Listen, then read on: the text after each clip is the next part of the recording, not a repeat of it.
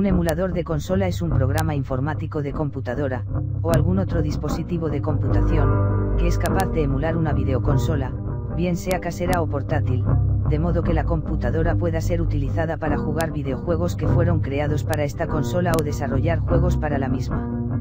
Muchas herramientas son utilizadas para traducir juegos a otros idiomas, modificar juegos existentes, o desarrollar juegos de demostración. Los emuladores de consola pueden además ser utilizados entre consolas, haciendo que una consola de videojuego moderna pueda emular a una más antigua. Historia. La emulación se usaba ocasionalmente por los primeros desarrolladores de consolas en los años 1980 para permitir que juegos de otros hardware pudieran ejecutarse en los dispositivos de los desarrolladores. Lo cual siempre ha desmejorado la calidad de imagen de los juegos reales. Las Atari fueron fácilmente las consolas más populares y extendidas de la primera generación, y muchos desarrollados eran compatibles con la vasta biblioteca de juegos del sistema como reclamo comercial para atraer compradores. La ColecoVision de Coleco permitía jugar a juegos de la propia Atari 2600 mediante periféricos añadidos para permitir jugar con los cartuchos del Atari 2600, y la Atari 7800 incluía esta funcionalidad directamente en la consola. Generalmente, esta emulación fue conseguida a través de hardware, a diferencia de la emulación actual de las consolas, que generalmente reproduce la funcionalidad de un sistema enteramente por software. Para mediados de los años 1990, los ordenadores habían progresado hasta el punto donde era técnicamente factible reproducir el comportamiento de algunas consolas anteriores completamente por software, y los primeros emuladores de videoconsola no autorizados, sin ánimo de lucro comenzaron a aparecer. Estos tempranos programas eran a menudo incompletos, solo parcialmente emulaban un sistema dado, y solían contener errores de programación o bugs. Como pocos fabricantes habían publicado alguna vez especificaciones técnicas para su hardware, fueron los programadores aficionados y desarrolladores los primeros en deducir el funcionamiento exacto de una consola mediante ingeniería inversa. Las consolas del Nintendo tendieron a ser las más comúnmente estudiadas, y los primeros emuladores más avanzados tendieron a reproducir los funcionamientos del sistema Nintendo Entertainment System y el sistema Super Nintendo. Programas como Ines de Marat Faizulin, que emuló las Nintendo, la Virtua NES, NES, y Virtual Game Boy, el Paso Fami, Nintendo, y Paso Fami Super, SNES, y VSMC, SNES, eran los emuladores de consola más populares de esta era. En abril de 1997, Bloodlust Software liberó la versión 0.2 de Nesticle. Una publicación no anunciada e inesperada, Nesticle impresionó la comunidad de emulación de consola naciente con su facilidad de empleo y no rivalizó con la compatibilidad con imágenes de ROM de Nintendo. Nesticle posiblemente proporcionó el catalizador con el cual la emulación de consola salió. Cada vez más los usuarios comenzaron a experimentar con la emulación de consola, y una generación nueva de emuladores apareció después de Nesticle. Bloodlust Software pronto volvió con Genesis, emulando la Sega Genesis, y otros, liberaron emuladores como SNES 9X y SNES. Este crecimiento rápido en el desarrollo de emuladores a su tiempo alimentó el crecimiento de las comunidades de hackeo y traducciones por aficionados de ROMs.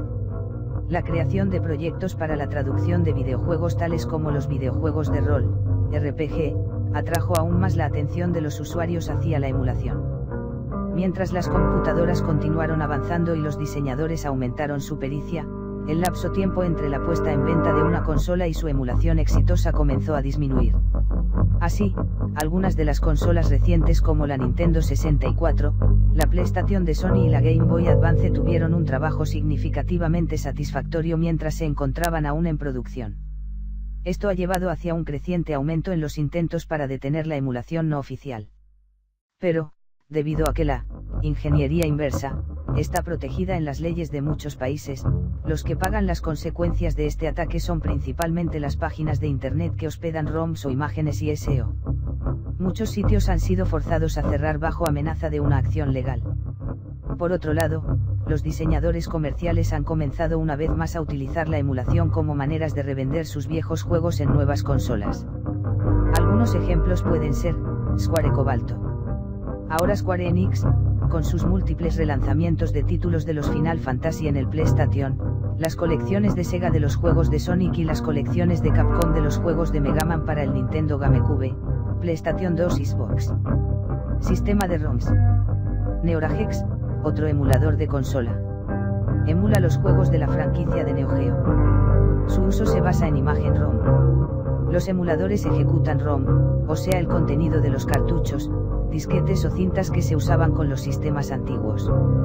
Físicamente en el PC las ROMs son archivos binarios que se pueden cargar en la memoria.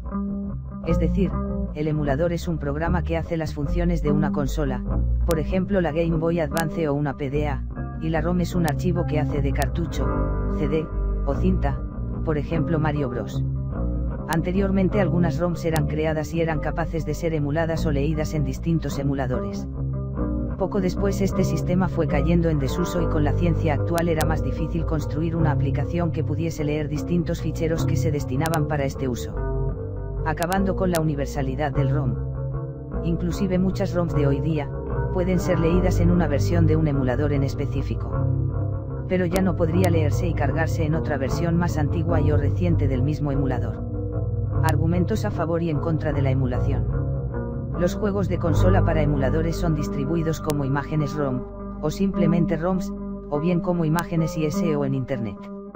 Sin la autorización del poseedor de los derechos de autor, esta práctica es aparentemente ilegal, aunque unos pocos poseedores de los derechos de autor parecen ocuparse de los juegos antiguos, ver Abandonware, muchos propietarios de los derechos han muerto, y unos pocos propietarios de estos derechos han incluso liberado sus videojuegos y demos gratis, o incluso como software libre. Esta ilegalidad es también controvertida para los videojugadores más antiguos o también llamados, jugadores de la vieja escuela, o paleogamers. Una razón para la popularidad de la emulación de consola, entre los gamers, videojugador aficionado, es debido a que muchos de ellos consideran que muchos videojuegos antiguos que ya no están a la venta son igual o más divertidos que los juegos que sí lo están, o porque de este modo no necesitan llegar a disponer del dispositivo original, el cual generalmente ya no está a la venta. Otros tantos jugadores argumentan que los gráficos, memoria, y las limitaciones del hardware de la era de los 8 bits y 16 bits forzaron a los desarrolladores a gastar más tiempo en las mecánicas de juego. Otros han argumentado que la existencia de los modernos gráficos 3D no es una razón para que los videojuegos de los sistemas antiguos, con gráficos bidimensionales basados en sprites, ya no se consideren agradables estéticamente. Algunos usuarios entusiastas de la emulación de consolas sostienen que las compañías ya no obtienen ingresos de los títulos más viejos, o no deberían tener derecho de obtener dichos ingresos, por lo que se puede perdonar la distribución de imágenes ROM. Esto ocurre dada la existencia de algunas republicaciones de colecciones, la reedición de algunos videojuegos clásicos a sistemas modernos y, en el menor de los casos, reediciones mejoradas proporcionadas por el productor original o el dueño de los derechos de autor. Muchas veces dichas reediciones no poseen ninguna mejora respecto del lanzamiento original. Muchos sitios web populares han promulgado la idea discutida de que el usuario puede mantener una imagen ROM en su computadora por un periodo de 24 horas. Esta idea parece provenir de ciertas leyes que en realidad hablan sobre las bibliotecas. Asimismo, muchos sitios de ROMs dicen que es legal descargar ROMs con el propósito de tener una copia de seguridad si se posee una copia física del software, pero esto depende verdaderamente de la legislación que posea cada país.